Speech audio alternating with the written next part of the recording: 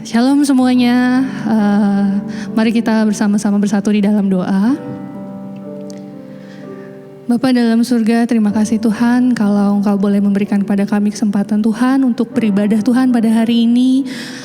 Dimanapun kami berada ya Bapak, kami tahu Tuhan, walaupun kami tidak berkumpul bersama dalam gereja Tuhan, tapi Engkau hadir di tengah-tengah kami, hadir di hati kami ya Bapa, dan boleh memberkati kami ya Bapa. Terima kasih atas kesehatan yang telah Kau berikan Tuhan, sampai dengan hari ini di tengah-tengah wabah yang sedang berlangsung ini ya Bapa. Kau yang pimpin dan berkati ibadah kami Tuhan dari awal hingga akhirnya.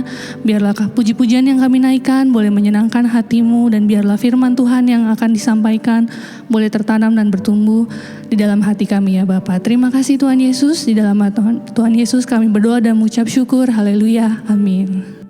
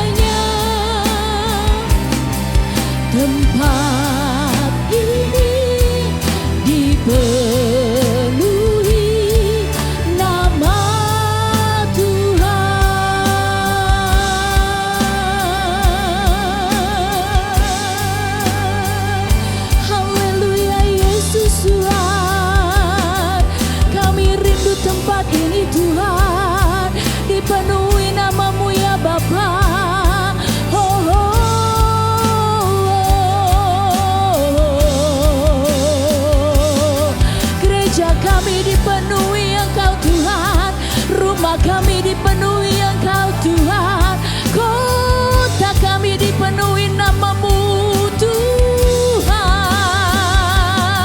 Kemuliaan-Mu Bapa, kekuasaan-Mu Tuhan memenuhi bangsa kami Indonesia. Bagi kemuliaan-Mu, bagi kemuliaan-Mu Tuhan. Oh, haleluya, haleluya, haleluya, haleluya. Yesus Tuhan, Dia adalah baralase, Dia adalah baralase. Haleluya, haleluya, haleluya, haleluya.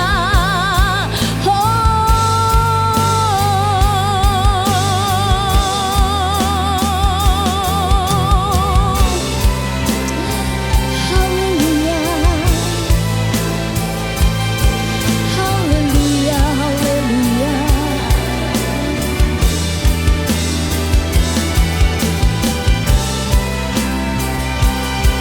Haleluya, Yesus. Katakan sama-sama bagi nama Tuhan, bagi nama Tuhan, kemuliaan, kejayaan. Nama-Mu berkuasa, diam dalam hadirat Engkau tetap Tuhan. Engkau tetap Tuhan, ku tinggikan di atas segalanya. Hati kami dipenuhi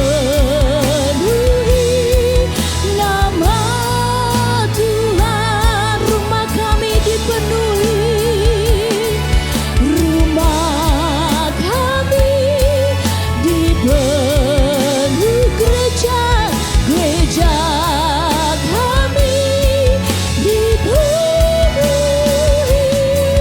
kota kami dipenuhi nama Tuhan. Beri kemuliaan bagi Tuhan, haleluya.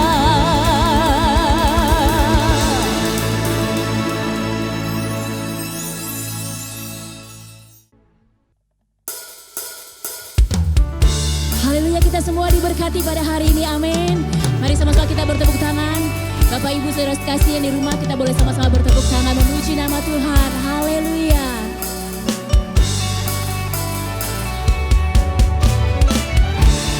Haleluya.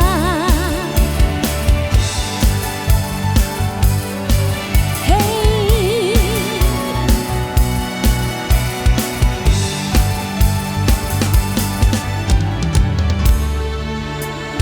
Kami datang bawa pujian, bersama memuji-Mu Tuhan.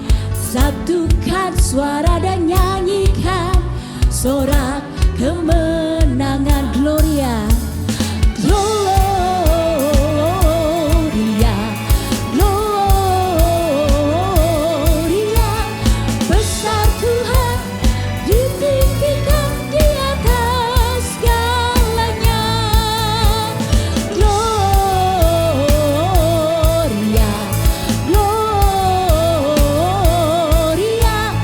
Besar Tuhan, ditinggikan, puji Dia, Gloria.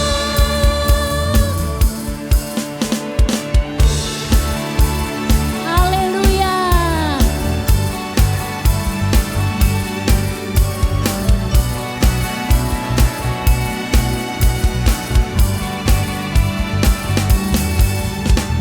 Kami datang bawa pujian, bersama memuji-Mu Tuhan. Satukan suara dan nyanyikan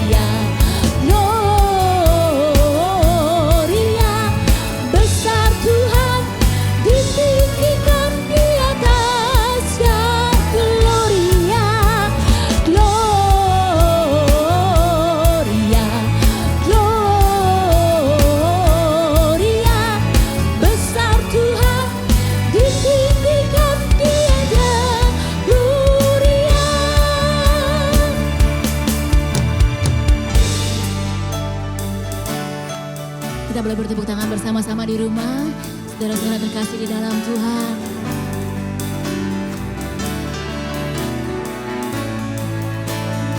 Katakan we give you glory, we give you honor, we give you praise for all that you are.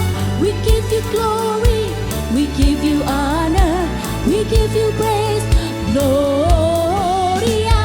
We give you glory, we give you honor, we give you praise for all that you are. We give you glory, we give you honor, we give you praise, Gloria. We give you glory, we give you honor, we give you praise for all that you are. We give you glory, we give you honor, we give you praise.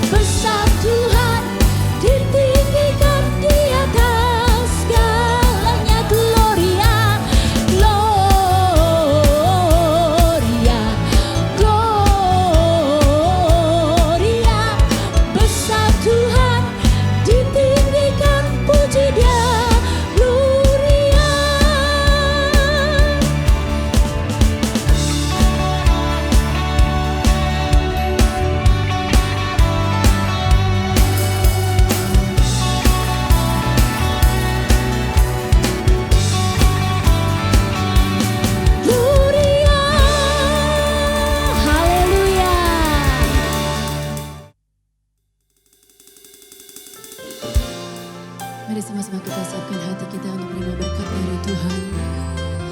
Amin. Haleluya.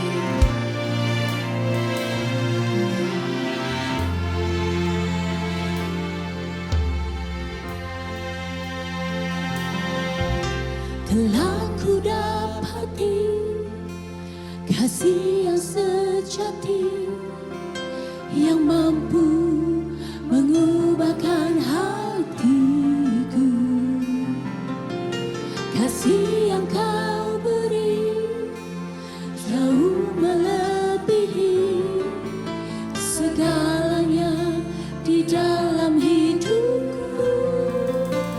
Ku berikan semua yang berharga, semua yang mulia, semua yang terbaik dari hidupku. Hanyalah bagimu, hanyalah untukmu, hanyalah bagi kemuliaan-Mu.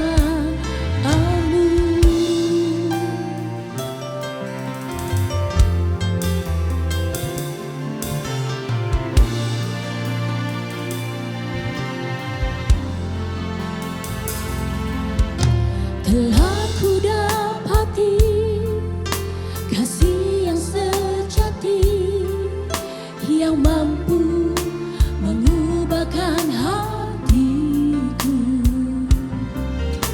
Kasih yang kau beri jauh melebihi segalanya di dalam hidupku.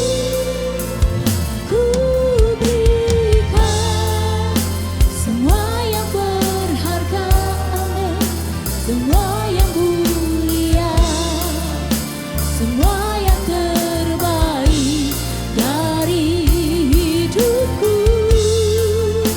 Hanyalah bagimu, hanyalah untukmu, hanyalah bagi kemuliaan-Mu.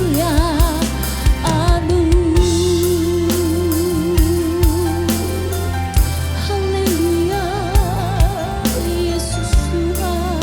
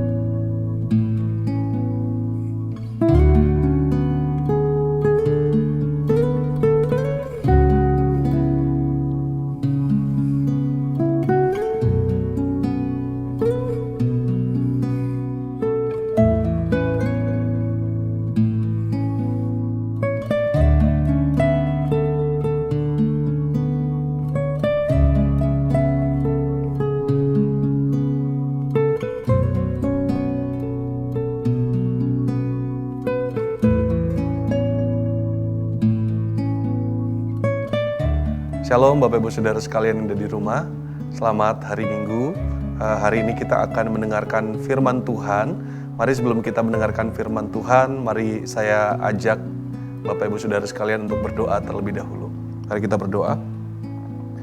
Bapak, kami bersyukur, terima kasih untuk kesempatan kami bisa beribadah pada hari ini. Meskipun kami beribadah melalui online Tuhan, namun kami percaya bahwa Engkau ada di mana-mana, Engkau ada di rumah kami. Dan kami percaya bahwasanya pada saat ini meskipun kami mengikuti ibadah secara online, Engkau hadir bersama dengan kami, Engkau memberkati kami. Dan kami juga tahu bahwa sebentar lagi Engkau akan menyampaikan firman-Mu kepada kami. Kiranya Roh Kudus, Engkau yang urapi setiap kami sehingga kami bisa mengerti kebenaran firman-Mu. Engkau buka hati kami sehingga kami bisa melihat Yesus, kami bisa mendengar suara Yesus dengan jelas dalam diri kami. Terima kasih Tuhan. Urapi hamba-Mu, pakai hamba-Mu Tuhan untuk menyampaikan firman Tuhan. Hanya di dalam nama Tuhan Yesus Kristus kami berdoa dan mengucap syukur. Haleluya. Amin. Bapak Ibu Saudara sekalian dikasih Tuhan, dalam bulan Juni kita merayakan bulan keluarga GBI. Ya, kita bersyukur kita ada di Gereja Bethel Indonesia yang begitu concern, begitu memperhatikan tentang keluarga. Selama bulan Juni kita akan belajar tentang keluarga. Nah, hari ini saya akan sampaikan khotbah yang berjudul Aku dan seisi rumahku beribadah kepada Tuhan. Aku dan seisi rumahku beribadah kepada Tuhan. Mari kita baca kebenaran firman Tuhan yang diambil dalam Yosua 24 ayat 15. Tetapi jika kamu anggap tidak baik untuk beribadah kepada Tuhan, pilihlah pada hari ini kepada siapa kamu akan beribadah. Allah yang kepadanya nenek moyangmu beribadah di seberang sungai Efrat, atau Allah orang Amori yang negerinya kamu diami ini. Tetapi aku dan seisi rumahku, kami akan beribadah kepada Tuhan. Nah, ini luar biasa sekali Bapak Ibu Saudara sekalian dikasih Tuhan. Yosua mengatakan di depan bangsa Israel, apapun yang kalian sembah, ya, tetapi aku bisa pastikan, aku komitmen bahwa aku dan seisi rumahku, aku akan beribadah kepada Tuhan.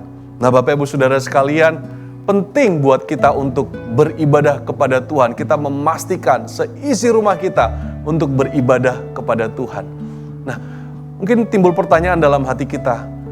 Ya, kita saat ini Bapak Ibu, ya saya nggak bisa beribadah di gereja karena gereja ditutup sementara karena pandemi COVID. Lalu bagaimana saya beribadah?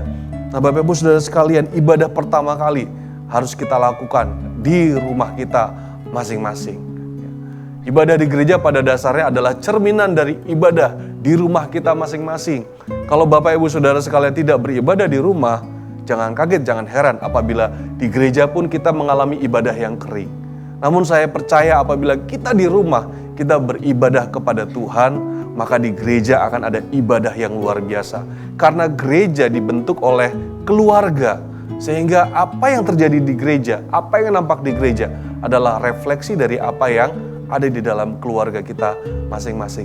Saya mengajak kita semua Bapak Ibu Saudara sekalian, dalam masa pandemi COVID ini, kita bangun ibadah di rumah kita masing-masing. Oh, Pak Pendeta, saya belum punya keluarga. Ya, di rumah saya hanya anak kos. Ya, bangun ibadahmu di tempat kosmu masing-masing. Ya, dengan tetangga kosmu, dengan tetangga kontrakan, bangun ibadahmu. Ya. Tetapi aku dan seisi rumahku, kami akan beribadah kepada Tuhan. Nah, bagaimana beribadah kepada Tuhan di rumah? Kalau kita mendengar kata ibadah kepada Tuhan di rumah, maka kita mungkin berpikir, oh artinya apa? Saya berdoa ya berapa jam dalam sehari, ya, saya memuji Tuhan di rumah saya masing-masing. Tidak selalu begitu Bapak Ibu Saudara sekalian. Saya akan sampaikan 3 hal bagaimana bentuk ibadah di rumah kita masing-masing. Yang pertama, dengan mengalami kasih Allah di rumah. Kita beribadah di rumah dengan cara bagaimana bentuknya? Dengan mengalami kasih Allah di rumah. Mengalami kasih Allah di rumah. Kalau setiap anggota keluarga mengalami kasih Allah di rumah, mengupayakan supaya kasih Allah dirasakan oleh seluruh anggota keluarga, maka itu adalah ibadah. Kasih Allah, kalau kita lihat di Alkitab, kasih Allah adalah pengampunan. Begitu besar kasih Allah bagi kita, sehingga dia mengaruniakan anak yang tunggal, Tuhan Yesus Kristus. Sehingga kita yang percaya kepada Yesus, kita diselamatkan, kita diampuni dosa-dosanya. Kasih Allah adalah pengampunan. Jadi kalau kita mau beribadah di rumah Bapak Ibu Saudara sekalian, buat atmosfer di rumah kita, atmosfer yang penuh dengan pengampunan. Rumah adalah tempat di mana kita diampuni. Dimanapun kita melakukan kesalahan, mungkin ada sanksi, hukuman, dan lain sebagainya. Namun di rumah, pastikan kesalahan setiap anggota keluarga diampuni. Ya. Saya baca dalam Kejadian 50 ayat 19. Kejadian 50 ayat 19 kita akan belajar tentang pengampunan. Tetapi Yusuf berkata kepada mereka, Yusuf berkata kepada saudara-saudaranya, "Janganlah takut, sebab aku inikah pengganti Allah. Memang kamu telah mereka-rekakan yang jahat terhadap aku, tetapi Allah telah mereka-rekakannya untuk kebaikan, dengan maksud melakukan seperti yang terjadi sekarang ini, yakni memelihara hidup suatu bangsa yang besar." Ayat ke-21, "Jadi janganlah takut, aku akan menanggung makanmu dan makan anak-anakmu juga." Demikianlah ia menghibur mereka dan menenangkan hati mereka dengan perkataannya. Nah, ini luar biasa Bapak Ibu Saudara sekalian. Setelah Yakub mati, maka saudara-saudari Yusuf takut. Ya, karena mereka sebelumnya melakukan kesalahan yang besar terhadap Yusuf. Mereka sebelumnya jahat terhadap Yusuf. Mereka takut bahwasanya, oh ini saatnya Yusuf akan membalas dendam atas kejahatan yang mereka lakukan. Namun ternyata kita lihat, ya, dalam ayat 19, 20, 21.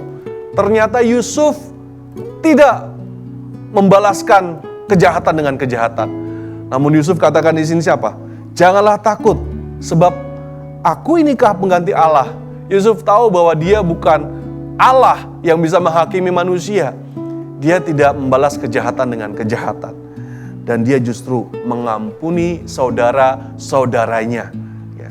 Dalam ayat 21 dikatakan, "Jangan takut, aku akan menanggung makanmu dan makan anak-anakmu juga." Pengampunan yang Yusuf berikan bukan hanya pengampunan sebatas kata-kata, namun dengan tindakan nyata. Dia apa? Dia menanggung makan saudara-saudaranya dan juga anak-anaknya. Wow, luar biasa Bapak Ibu Saudara sekalian. Kalau Bapak Ibu ingat-ingat, apa yang dialami Yusuf itu sungguh luar biasa. Begitu jahat saudara-saudari Yusuf terhadap Yusuf. Begitu jahat. Yusuf dari muda dibuang di Mesir. Dia karena kejahatan saudara-saudaranya, dia tidak merasakan kasih dari seorang bapa. Dia tidak dekat dengan bapaknya dari kecil. Ya, karena kejahatan saudara-saudaranya, dia kehilangan masa mudanya. Yang harusnya dia bermain, yang harusnya dia sekolah, namun dia menjadi budak di Mesir. Kehilangan masa muda. Nah, karena kejahatan saudara-saudaranya, dia mesti menjadi budak. Karena kejahatan saudara-saudaranya, saya bayangkan betapa banyak malam yang Yusuf alami sendirian, tanpa orang tua, di tempat yang begitu asing. Karena kejahatan saudara-saudaranya, Yusuf mesti apa? Masuk dalam penjara. Luar biasa kejahatan yang dilakukan oleh saudara-saudaranya. Namun, karena Yusuf tahu, aku bukan Tuhan yang bisa menghakimi manusia. Apalagi dia saudara-saudaraku. Maka Yusuf memberi pengampunan. Itulah kasih yang luar biasa. Nah, Bapak Ibu Saudara sekalian dikasihi Tuhan, kalau kita mau beribadah kepada Tuhan di rumah, maka pastikan atmosfer rumah adalah atmosfer yang penuh dengan pengampunan. Saya percaya bahwasanya kesalahan suami dari ibu atau istri dari bapak, atau kesalahan anak-anak kita tidak sebanding dengan kejahatan yang dilakukan oleh saudara Yusuf kepada Yusuf. Namun Yusuf bisa mengampuni karena dia punya kasih Allah dalam hatinya. Jadi Bapak Ibu Saudara sekalian, sebesar apapun kesalahan anggota keluarga, maka Anda harus bisa memberikan pengampunan. Dengan kekuatan dari Roh Kudus, maka Anda bisa mengampuni. Dan disitulah Anda beribadah kepada Tuhan. Percuma kita beribadah kepada Tuhan. Ya, kita datang ke gereja, menyembah Tuhan, melayani dan lain sebagainya. Namun kita tidak bisa mengampuni suami kita, tidak bisa mengampuni istri kita, tidak bisa mengampuni anak-anak kita. Beribadah pada dasarnya adalah mengalami kasih Kristus, memberikan pengampunan. Karena Kristus, karena Roh Kudus ada di dalam kita. Yang kedua, Bagaimana beribadah kepada Tuhan di rumah? Kalau Bapak, Ibu, Saudara sekalian mau beribadah kepada Tuhan di rumah, maka Anda harus saling melayani di rumah. Amin. Saling melayani anggota keluarga satu dengan yang lain di rumah. Pelayanan yang pertama kali bukan dilakukan di gereja, Bapak, Ibu, Saudara sekalian. Pelayanan yang pertama kali bukan dilakukan di pekerjaan kita. Pelayanan yang pertama kali bukan dilakukan di masyarakat atau di tempat-tempat yang jauh. Pelayanan yang pertama kali harus kita lakukan di rumah kita. Jadi kalau kita mau berbakti kepada Tuhan, beribadah di rumah, beribadah kepada Tuhan, maka kita melayani sesama anggota keluarga kita di rumah kita. Orang tua melayani anak, anak melayani orang tua, suami melayani istri, istri melayani suami. Markus 10 ayat 45, karena anak manusia juga datang bukan untuk dilayani, melainkan untuk melayani dan untuk memberikan nyawanya menjadi tebusan bagi banyak orang. Nah, Yesus di sini mengatakan bahwasanya Yesus datang bukan untuk dilayani, melainkan untuk melayani dan memberikan nyawanya. Bukan hanya melayani, namun melayani wujudnya konkret. Dia memberikan nyawanya, memberikan hidupnya menjadi tebusan bagi banyak orang. Apa yang dikatakan Yesus di sini adalah standar bagi setiap orang percaya. Bapak, Ibu, Saudara sekalian yang dikasihi Tuhan, kita ada bukan untuk dilayani, namun untuk melayani. Melayani pertama kali di dalam rumah kita masing-masing. Gary Chapman mengatakan, dalam keluarga yang sehat, para anggota mempunyai perasaan bahwa kalau mereka melakukan sesuatu untuk kepentingan anggota keluarga lain, mereka melakukan sesuatu yang benar-benar baik. Nah, ini ciri keluarga sehat menurut Gary Chapman. Kalau setiap anggota itu melayani yang satu dengan yang lain, dan pada saat mereka melayani satu dengan yang lain, mereka merasa, waduh, aku telah melakukan sesuatu yang baik. Jadi pelayanan bagi keluarga itu dianggap mereka baik, dianggap mereka sesuatu yang nilainya sangat tinggi. Nah, ini keluarga yang sehat. Nah, ada orang yang mungkin dalam hatinya berpikir, oh kalau melayani orang yang jauh di sana untuk melayani jiwa-jiwa yang di luar sana, maka itu lebih mulia dibandingkan melayani anggota keluarga sendiri. Salah, Bapak, Ibu, Saudara sekalian. Itu salah. Melayani jiwa-jiwa yang di luar sana amat sangat baik. Tuhan meminta kita untuk melayani yang terhilang dimanapun. Namun jangan sampai di dalam keluarga kita lupa untuk melayani. Ya, kita lupa untuk melayani. Melayani istrimu, melayani suamimu, melayani anak-anakmu, itu sama mulianya dengan melayani jiwa-jiwa yang terhilang. Jangan sampai kita melayani jiwa-jiwa terhilang, namun anak kita sendiri terhilang di rumah, Bapak, Ibu, Saudara sekalian. Nah, bentuk pelayanan, kalau kita kita mendengar kita harus melayani anggota keluarga yang lain. Bentuk pelayanan seperti apa, Bapak Pendeta? Ya. Kadang-kadang kita mungkin berpikir secara praktis, oh melayani suami saya artinya memberikan suami saya kopi setiap pagi, melayani istri saya artinya mijet istri saya pada saat istri saya sedang pegel. Bukan hanya itu, Bapak, Ibu. Namun yang paling penting adalah pelayanan adalah melihat kebutuhan suami Anda atau istri Anda atau anak-anak Anda, dan kita berusaha melayani, memenuhi kebutuhan tersebut. Itulah pelayanan. Saya ulang sekali lagi, pelayanan yang strategik buat keluarga kita adalah kita mengetahui apa kebutuhan suami kita, istri kita, apa kebutuhan anak-anak kita, dan kita coba memenuhi kebutuhan tersebut. Itu pelayanan, Bapak, Ibu. Nah, mari kita renungkan, apa kebutuhan suami saya? Oh, suami saya butuh untuk diberi semangat. Karena akhir-akhir ini saya lihat dia sepertinya khawatir. Dia sepertinya ragu-ragu, dia sepertinya butuh semangat. Lalu istri memberikan semangat, memberikan kata-kata motivasi, istri memberikan dorongan, istri memuji suami, maka timbul semangat dalam diri suami. Nah, itu pelayanan. Suami, saya lihat istri saya akhir-akhir ini khawatir karena ekonomi rumah tangga kurang baik. Suami lihat kebutuhan istri, dan suami berusaha memenuhi kebutuhan istri, ya, supaya istri tidak khawatir. Lalu orang tua, oh saya lihat apa kebutuhan anak saya.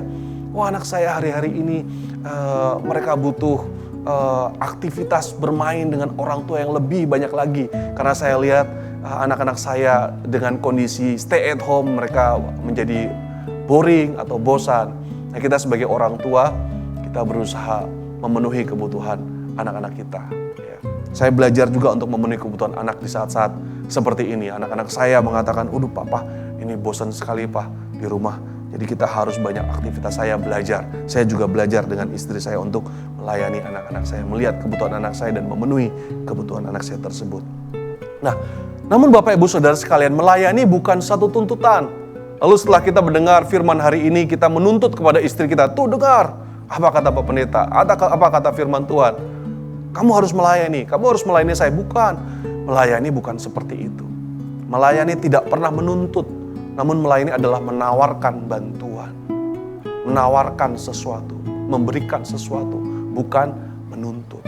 Kita tidak bisa menuntut orang lain untuk melayani kita. Kita harus apa? Kita harus melihat kebutuhan orang lain dan kita melayani mereka. Layanilah anggota keluarga dengan hati hamba, dengan sikap hati yang benar. Bukan karena kita melayani karena kita dituntut atau kita terpaksa kita melayani. Namun kita melayani karena apa? Karena ada kasih di dalam diri kita, maka kita bisa melayani. Nah, Bapak Ibu Saudara sekalian dikasih Tuhan, jadi bentuk dari beribadah kepada Tuhan di rumah yang kedua adalah dengan saling melayani di dalam keluarga, saling melayani anggota keluarga yang lain. Yang terakhir Bapak Ibu Saudara sekalian, apa bentuk beribadah kepada Tuhan di rumah? Yang ketiga, dengan membangun mezbah keluarga. Saya ulang sekali lagi, kita beribadah kepada Tuhan di rumah dengan membangun mezbah keluarga. Mezbah keluarga adalah hal yang sangat penting Bapak Ibu Saudara sekalian. Matius 18 ayat 20 mengatakan, "Sebab di mana 2 atau 3 orang berkumpul dalam namaku, di situ aku ada di tengah-tengah mereka." Saya ulang, sebab di mana 2 atau 3 orang berkumpul dalam namaku, di situ aku ada di tengah-tengah mereka. Bapak Ibu Saudara sekalian, apakah Bapak Ibu Saudara sekalian tidak rindu bahwa Tuhan ada di tengah-tengah keluarga kita, ada di rumah kita? Dan saya percaya pada saat ada Tuhan di rumah kita, maka ada damai sejahtera, ada sukacita. Akan ada suatu berkat yang melimpah di rumah kita. Ada kekuatan jika Tuhan ada di rumah kita. Namun bagaimana supaya Tuhan ada di rumah kita? Tuhan menyatakan hadiratnya. Kalau kita di dalam keluarga, kita berkumpul di dalam nama Yesus. Bangunlah mezbah keluargamu Bapak Ibu Saudara sekalian. Bangunlah mezbah keluargamu. Kalau dalam Matius 18 ayat 20 dikatakan, 2 atau 3 orang berkumpul dalam namaku, di situ aku ada di tengah-tengah mereka. Artinya di sini Tuhan Yesus sedang menetapkan kepada pengikut-pengikutnya, sedang mengarahkan kepada pengikut-pengikut Kristus untuk berkumpul, untuk berkumpul dengan satu tujuan yang kudus. Bapak Ibu Saudara sekalian, saya merasakan, saya bersama dengan keluarga saya saat ini, saya memiliki keluarga, itu adalah berkat Tuhan yang paling besar dalam hidup saya. Dulu saya sendiri pada saat saya kerja, di kos-kosan saya sendiri. Saya bekerja, setelah bekerja saya di rumah, demikian aktivitas sehari-hari. Ya, saya berdoa sendiri. Ya, ada sebuah lagu yang mengatakan makan sendiri, ya, minum sendiri. Namun sekarang saya punya partner, saya punya sahabat, saya punya keluarga, dan itu adalah berkat yang besar dalam kehidupan saya. Saya punya istri, saya punya anak-anak, itu berkat yang besar dalam kehidupan saya. Dan saya bisa berdoa bersama dengan anak-anak saya, dan saya bisa membangun mezbah keluarga bersama dengan anak-anak saya dan istri saya. Jadi Bapak Ibu Saudara sekalian, kalau Anda sudah memiliki keluarga, berkat Tuhan, keluarga adalah berkat Tuhan. Dan keluarga dibangun Tuhan, salah satunya apa? Supaya di dalam keluarga Bapak Ibu Saudara sekalian sama-sama menyembah Tuhan lewat mezbah keluarga. Bangunlah mezbah keluargamu Bapak Ibu Saudara sekalian. Bangunlah mezbah keluargamu. Bangunlah mezbah keluargamu. Saat ini pandemi COVID-19, kita semua ada di rumah, kita semua kesibukan kita berkurang pasti, ya. Mari kita setiap saat kita bertemu dengan istri kita, anak kita, suami kita, mari bangunlah mezbah keluargamu. Ini adalah momentum. Ini adalah momentum. Ini adalah waktu yang tepat untuk kita membangun mezbah keluargamu. Sebentar lagi, berapa bulan lagi mungkin ya COVID-19 akan mereda. Jangan sampai kita melewatkan masa-masa ini stay at home dan kita selesai dengan masa-masa ini tetap tidak punya mesbah keluarga. Ayo bangun Bapak Ibu Saudara sekalian, pasti bisa dengan kekuatan daripada Tuhan. Mesbah keluarga adalah penegasan bahwa Tuhan adalah pusat dari keluarga. Ya.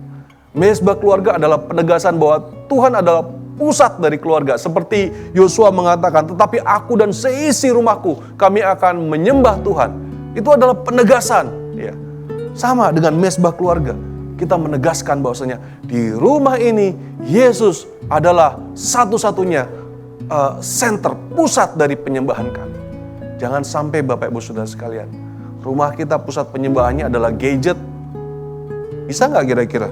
Oh mungkin kita tidak menyembah gadget ya, menyembah-nyembah berdoa buat gadget. Enggak seperti itu. Namun setiap saat yang kita pikirkan adalah gadget. HP kita, layar screen kita, ya. Internet.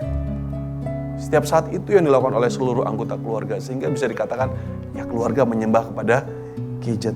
Atau rumah kita menjadi pusat amusement center, pusat game ya, pusat untuk bersenang-senang. Atau rumah kita bahkan menjadi pusat konflik ya. Kalau di rumah isinya konflik mulu, di rumah isinya tegang terus. Ya, Bapak Ibu Saudara sekalian, jangan jadikan rumah sebagai pusat yang lain. Namun jadikan rumah sebagai pusat di mana kita menyembah Tuhan. Jadikan Yesus sebagai pusat di rumah kita. Dan ditegaskan lewat apa? Ditegaskan lewat mesbah keluarga. Ada berkat dalam mesbah keluarga. Yang pertama, dalam mesbah keluarga, kalau kita bangun mesbah keluarga, Tuhan hadir di dalam keluarga kita. Tuhan hadir dalam keluarga kita. Dalam mesbah keluarga, kalau saya melakukan mesbah keluarga bersama dengan anak-anak saya, dengan istri saya, maka pada saat kita sharing firman Tuhan, di situ Tuhan berbicara kepada saya, kepada anak-anak saya. Kalau saya mendengar anak saya berdoa, itu rasanya hati itu sukacita sekali. Mendengar istri berdoa, sukacita sekali. Mendengar istri mengangkat satu pujian, sukacita sekali. Pada saat kita melakukan mesbah keluarga, Tuhan berbicara kepada kita. Tuhan berbicara kepada kita. Masing-masing, pribadi lepas pribadi. Anak-anak dilatih untuk mendengar suara Tuhan, bukan di gereja, melalui mesbah keluarga, di keluarga. Lalu yang kedua, dengan mesbah keluarga, relasi antar anggota keluarga menjadi semakin erat. Di dalam mesbah keluarga, kalau Bapak Ibu ikut panduan penuntun mesbah keluarga yang dikeluarkan oleh GBI, maka di situ ada saling tukar pikiran, bagaimana pendapatmu tentang ayat ini, bagaimana pendapatmu, apa perenunganmu, apa aplikasi praktis yang akan engkau lakukan. Nah, di situ biasanya anak-anak mulai mengeluarkan isi hatinya, anak-anak mulai mengeluarkan pertanyaannya, istri mulai curhat. Nah, itu karena apa? Karena mesbah keluarga. Dengan mesbah keluarga ada waktu untuk mencurahkan perasaan, ada waktu untuk mencurahkan ketakutan, ada waktu untuk mencurahkan kekhawatiran. Dan setelah kita mencurahkan hal tersebut, kita berdoa bersama-sama, kita menguatkan satu dengan yang lain. Jadi relasi atau hubungan keluarga semakin dikuatkan dengan mesbah keluarga. Lalu yang ketiga, membangun kesatuan di dalam keluarga. Kalau kita melakukan mesbah keluarga Bapak Ibu, maka keluarga kita akan satu, akan unity dan berkat-berkat Tuhan tercurah di dalam keluarga. Lewat mesbah keluarga, ada kesatuan. Seorang mengatakan bahwasanya family that stays together, that pray together, stays together. Keluarga yang berdoa bersama itu akan terus satu bersama. Terus satu bersama. Itu berkat mesbah keluarga. Nah, yang terakhir, mesbah keluarga itu tidak dibangun oleh salah satu anggota keluarga. Hanya oleh ayah saja maka mesbah keluarga dibangun. Bukan. Hanya oleh ibu saja maka mesbah keluarga berhasil dibangun. Hanya oleh anak-anak saja maka mesbah keluarga berhasil dibangun. Mesbah keluarga berhasil dibangun apabila itu dibangun oleh seluruh anggota keluarga.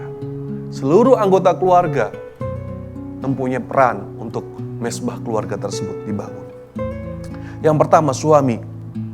Yang pertama suami, tentu ayah atau suami adalah kepala di dalam rumah tangga dan dia harus memiliki inisiatif untuk apa? Untuk membangun mesbah keluarga.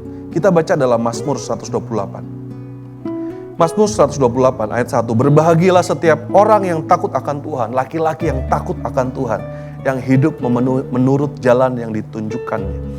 Apabila engkau memakan hasil jerih payah tanganmu, berbahagialah engkau dan baik keadaanmu.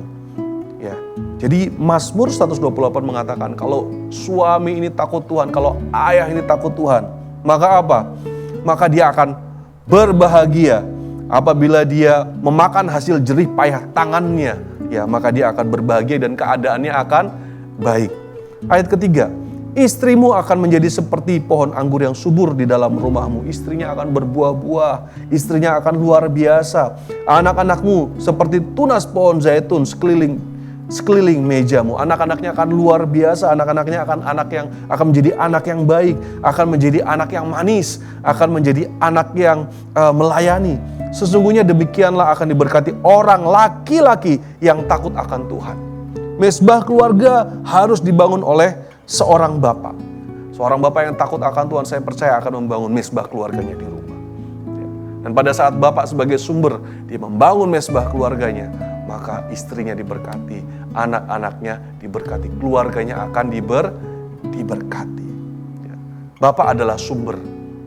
Kalau kita sebagai bapak, kita sebagai suami, kita takut akan Tuhan, kita memberikan sumber yang baik buat seluruh keluarga kita. Mesbah keluarga dibangun oleh suami. Jadi suami, para bapak, pesan saya, mari kita belajar untuk memimpin keluarga kita. Pak, saya baca Alkitab juga belum ngerti, Pak. Saya kadang-kadang baca Alkitab gak tahu ini maksudnya apa. Gak apa-apa Bapak-Bapak sekalian kasih Tuhan. Yang penting kita maju, kita coba belajar untuk melayani keluarga. Salah-salah gak apa-apa, lama-lama juga betul. Ya, yang penting Bapak-Bapak sekalian sekarang maju, ikuti panduan penuntun mesbah keluarga yang setiap minggu akan kita kirimkan lewat WhatsApp. Ya, itu sudah kita kirimkan. Penuntun ini sangat baik, praktis sekali, dan ini menuntun keluarga kita untuk bisa melakukan mesbah keluarga. Ya, Bapak-bapak, meskipun belum sempurna, mari kita belajar untuk memimpin. Yang kedua, mesbah keluarga dibangun oleh seluruh anggota keluarga, yaitu ibu. Kalau kita lihat Kejadian 2 ayat 18, seorang istri adalah penolong buat suaminya. Jadi tanpa pertolongan dari istri, maka bapak-bapak juga tidak akan bisa membangun mesbah keluarga. Percayalah, bapak-bapak tidak akan bisa memimpin dengan baik kalau tanpa pertolongan dari istri. Hai istri-istri, suamimu memerlukan pertolonganmu. Dia bukan orang yang sempurna, dia banyak kelemahan. Dia harus ditolong untuk bisa menjadi pemimpin yang baik. Seorang istri juga harus bisa menolong suami dengan apa? Dengan mengajak anak-anak, ayo anak-anak, mari kita mesbah keluarga. Mari kita bangun mesbah keluarga. Mari kita menyembah Tuhan di dalam keluarga kita. Istri penolong. Tanpa menolong, suami tidak akan bisa tegak berdiri. Jadi untuk ibu-ibu, saya tahu bahwa suamimu belum sempurna. Tapi tolonglah dia untuk menjadi lebih baik lagi. Tolonglah dia untuk bisa memimpinmu, untuk menguduskanmu. Yang ketiga, mesbah keluarga juga dibangun oleh anak-anak. Mesbah keluarga juga dibangun oleh anak-anak. Firman Tuhan mengatakan, hormatilah ayahmu dan ibumu.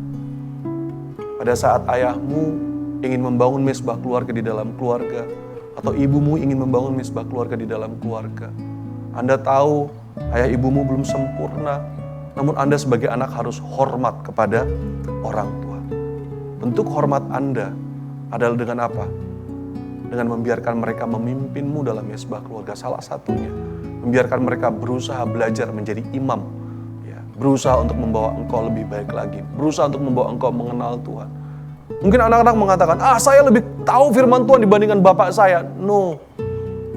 Meskipun Anda mungkin lebih tahu firman Tuhan, namun ayahmu adalah pemimpin yang Tuhan berikan bagi engkau. Ya. Anda harus mendukung ayahmu, ibumu, untuk bisa memimpinmu. Demikian Bapak Ibu Saudara sekalian kasih Tuhan, saya percaya kalau kita melakukan 3 hal tersebut, dan kita meminta Roh Kudus untuk menguatkan kita, menolong kita, maka kita bisa beribadah kepada Tuhan di rumah kita. Dan saya percaya seluruh keluarga di GBI Family Life Center akan diberkati, akan bangkit, akan menjadi keluarga-keluarga yang menjadi kesaksian, menjadi keluarga-keluarga yang diberkati Tuhan dan menjadi berkat bagi keluarga yang lain. Tema bulan-bulan ini ditetapkan oleh Bapak Gembala ada Life to be Blessed. Hidup untuk diberkati dan menjadi berkat. Saya percaya kita akan menjadi berkat bagi keluarga yang lain jika kita beribadah menyembah Tuhan di rumah kita. Mari kita berdoa. Bapak, kami bersyukur untuk firman yang Kau sampaikan bagi kami Tuhan. Terima kasih. Berkati kami Tuhan untuk kami dapat menjadi pelaku firman. Kiranya Tuhan berkati setiap keluarga-keluarga yang ada dimanapun mereka berada Tuhan saat ini. Engkau mengerti pergumulan mereka, Engkau mengerti setiap ketakutan, kekhawatiran, Engkau mengerti permasalahan mereka. Kiranya Tuhan yang tolong Tuhan. Kami rindu bahwa setiap keluarga mulai saat ini Tuhan benar-benar menjadikan Yesus sebagai pusat di rumah mereka masing-masing. Terima kasih Tuhan, terima kasih. Terima kasih. Hanya di dalam nama Tuhan Yesus Kristus kami berdoa dan mengucap syukur, haleluya.